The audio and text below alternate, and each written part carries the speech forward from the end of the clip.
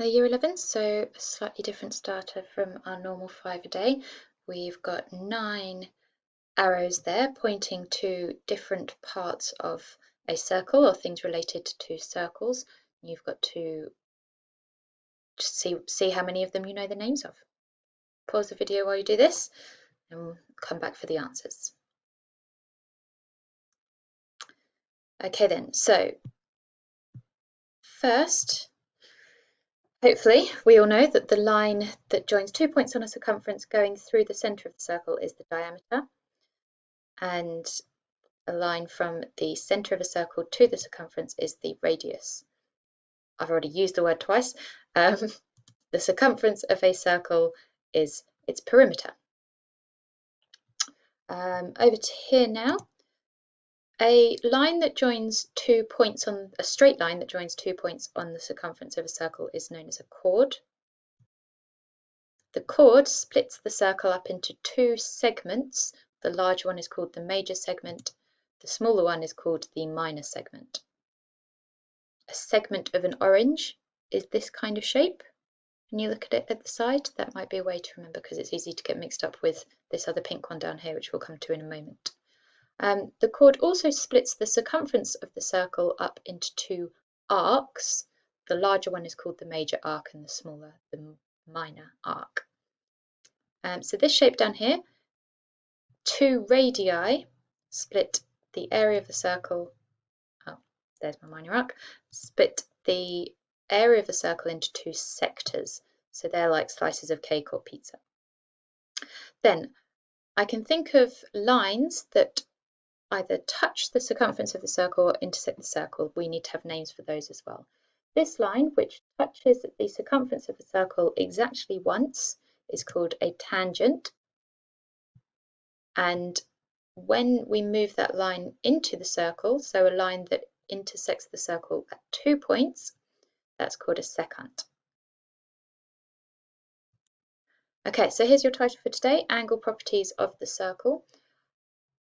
The properties that we're going to look at today should all be revision for you. I'm not sure whether you'll have seen their proofs before, but considering all of the proof work we did last week, they should be quite easy for you to follow.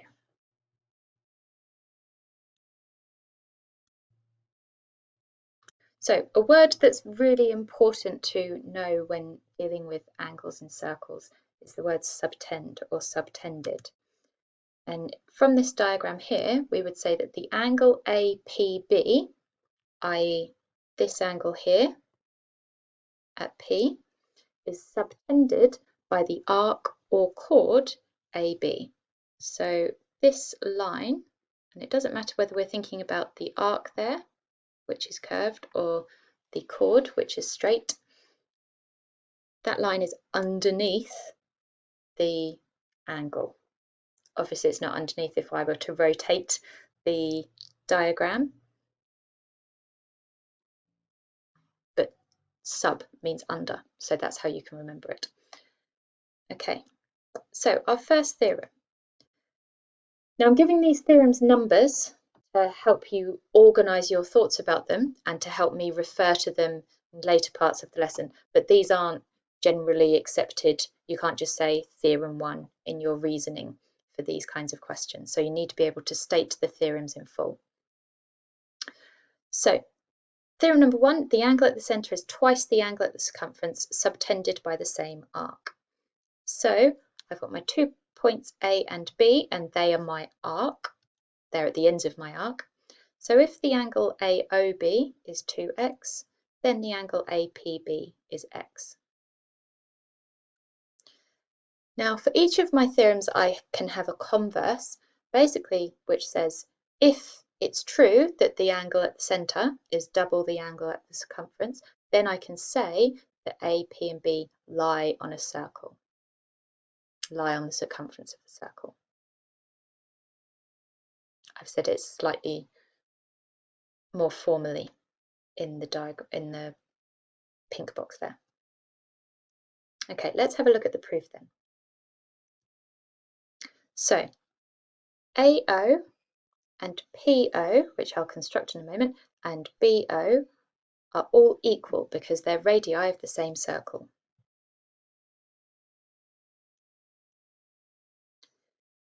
If I put my line PO in, then that splits up this arrowhead shape into a triangle AOP and BOP.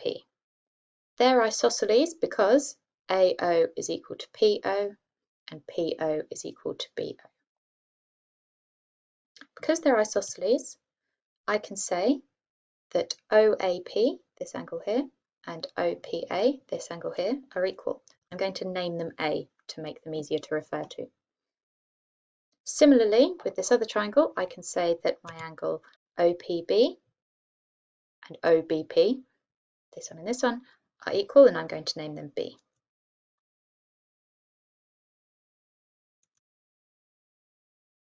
I'm going to introduce X down here so I can name some more angles. The angle AOX is equal to 2A. That's using the idea that the exterior angle of a triangle is the sum of the two opposite interior angles. If you weren't aware of that relationship, then have a go at proving it. Similarly, I can say that BOX, so this part here, equals 2B for the same reason. So my angle at the centre, AOB, equals 2A, so I'm talking about this whole part here, 2A plus 2B. Factorise to say that's the same as 2 times A plus B, which is equal to 2 times the angle APB up here.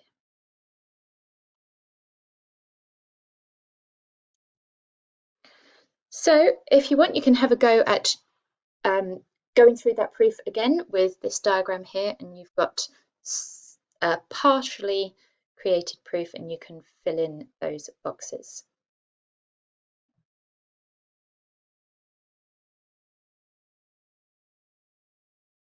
Okay, so AO is equal to CO.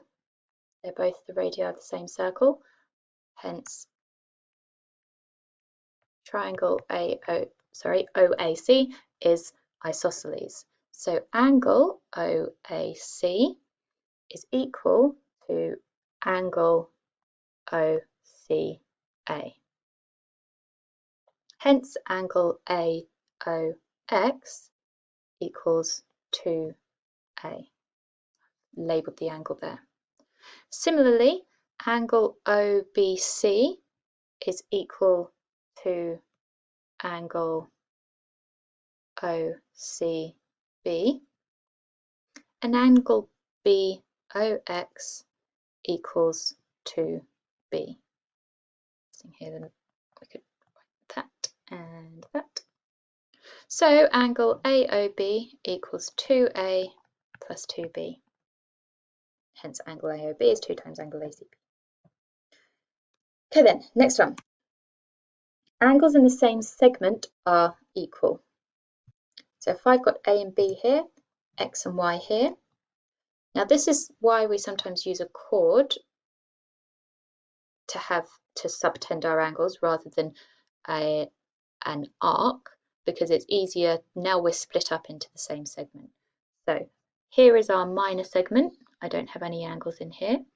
Here is our major segment. I've got angle AXB, angle AYB. They're in the same segment and they are equal. Similarly, if I put in the chord XY, then I've got this segment here, angle XAY and angle XBY are in that segment, and so they are equal. Okay, proof of this. Again, just to make it easier to refer to angles, I'm going to call angle AXBX and AYBY.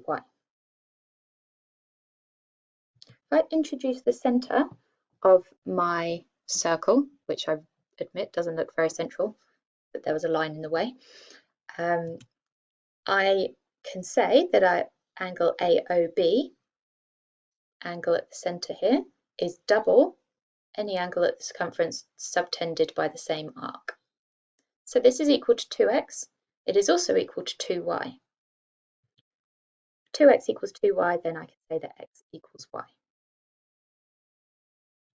The converse of this, I'll let you read it.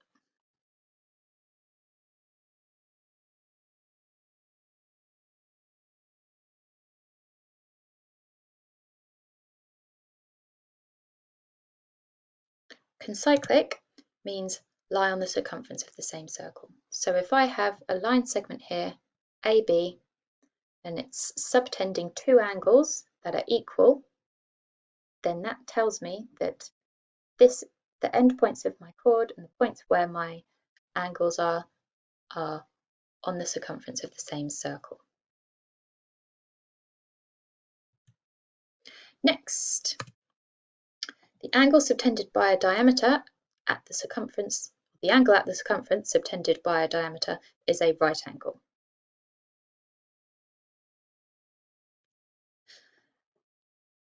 Conversely, the circle whose diameter is the hypotenuse of a right-angled triangle passes through all three vertices of the triangle. This follows from theorem 1. So here, the angle at the centre is 180 degrees. Sorry about my pen there, I'm not sure why that's being so difficult. And so the angle at the circumference is half of that, which is 90 degrees.